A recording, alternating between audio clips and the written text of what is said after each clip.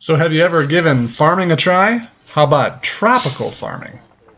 So this is what a farm looks like in secondary forest. Corn. It's actually pretty amazing when you think about just the conditions you're working in. We're filming in. Well, Yeah, how's it working out for you? not good. Just a minute. Oh, that's how you do it. You could do it with the machete like this, and then you could hold it. And then you pull it. Okay. Are we supposed to weed this too? Yeah.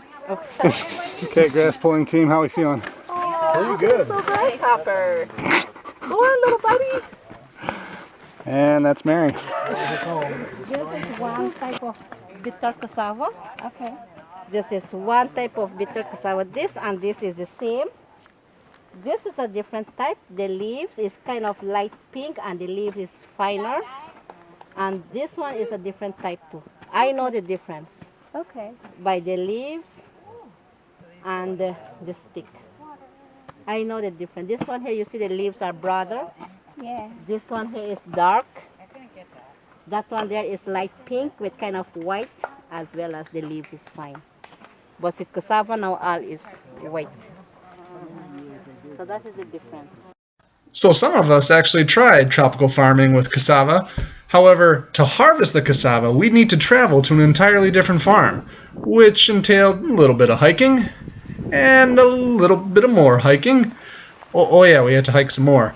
But we finally made it to where we'd be harvesting the cassava to eventually make cassava bread. Yes, quick slice. Quick slice, like his own cooking show. Yeah. Yes. Look at this guy. Boom. That's cassava. Looks like a print. So with the cassava harvested, it was time to pack it up in the handmade baskets from the Makushi Amerindians, where we'd have to tow it all the way back to start getting it processed. How's it feel? Here's the shoulder. I feel like it's not on me. Do you guys work together or do you do that yourself? Can you strap me on? Hey, Someone else's turn. Everything needed to be cleaned and processed before we mashed it up to remove the cyanide. No matter which end, because they're not like that different. Already had it wrong. Can't figure it out? Okay. So, just now work the biceps. Then the Makushi decided to share a little secret with me that they actually had a machine that would do it a lot better than my biceps ever could.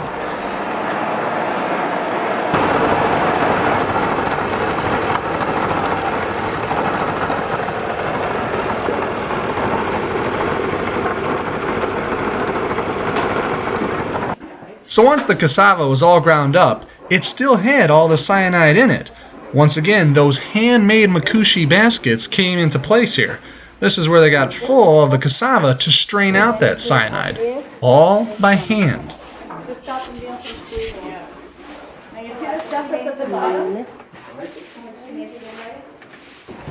Although it was all done by hand, sliding in a long pole at the bottom of the Makushi basket really sped up the process of straining out that cyanide.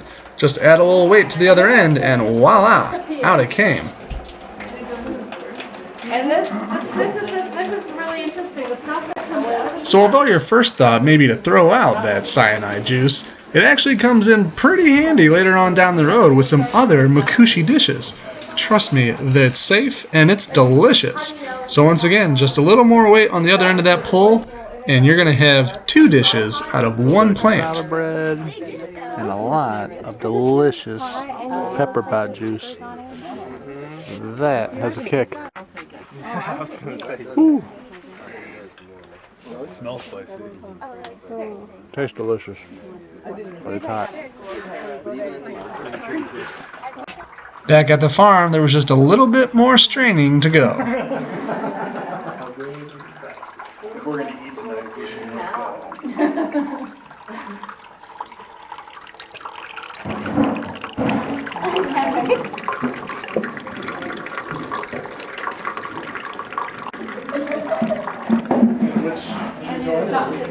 So once all the juice was strained, it was time to take out the cassava, only to get ready for the next step in making cassava bread.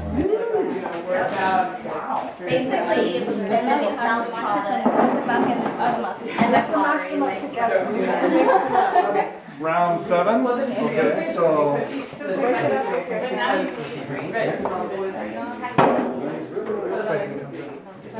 Oh, you're not good. Because it has to be done twice. Then you're going to break it up. What was the first time? Yeah. And then you're going to mix it with this. Yep, you heard correctly. The next step was to do it again. When you're working with a plant with cyanide in it, you want to make sure all of it's out first. So the cassava's packed in, cyanide comes out. All thanks to my weight. Once the cassava was thoroughly strained, it was now ready for the next step, which involved another hand-woven basket by the Makushi Amerindian. Here we can see the cassava getting grated through to a much finer grit.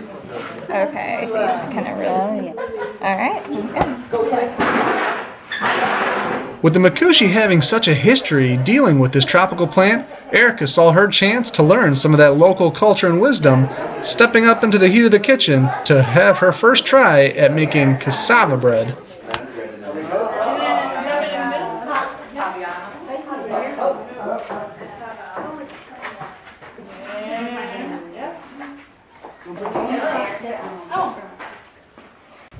The word bread could actually be quite misleading for some of us when we hear the phrase cassava bread, because there's only one ingredient here, that finely strained and sifted cassava. No added preservatives or colors here.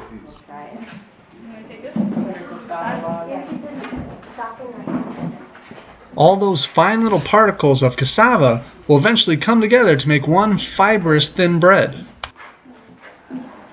Go, Erica, go. No, do it. It's so beautiful.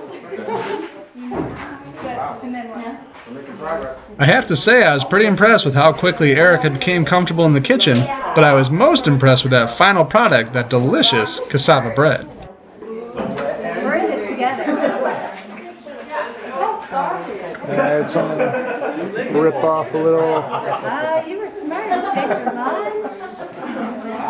Smart girl. Cassava bread. To all our wonderful new Makushi friends in Guyana, thank you so much for a wonderful trip in 2013.